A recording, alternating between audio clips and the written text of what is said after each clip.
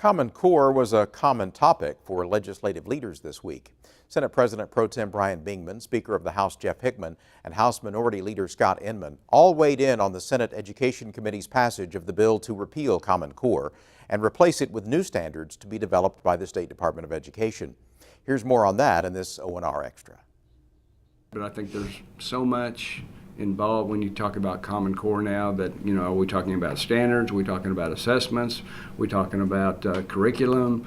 A lot of things that are not part of the Common Core is part of that discussion. So what our amendment in the Senate basically is doing is taking Common Core out of statute, as it's always been since statehood until 2010, and put the process back where it belongs in the State Department, and allowing a process that we go through for any standards in education to where you get educators, higher ed, you get all the stakeholders involved and get them involved in the process instead of going through the legislature.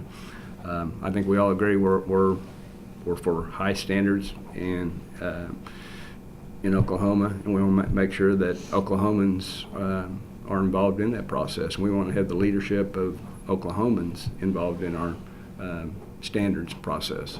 The point is the Republicans have been elected to lead, and in their leadership, they gave us Common Core. The Republican House and Republican Senate gave the state Common Core. Now they're repealing it. So what they've done is they've asked our students and teachers and principals to spend thousands of dollars the last several years to implement this program that they said, that the House and Senate Republicans and the governor said was important for moving the state forward in an educational way.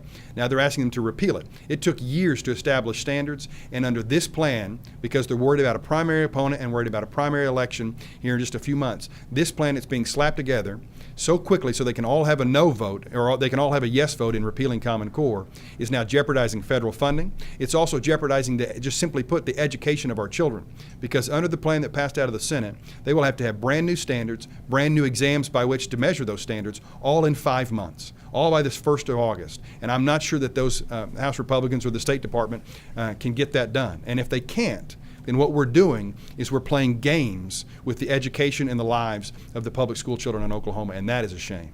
I think we've been hearing from folks for some time that we needed to take another look at that issue.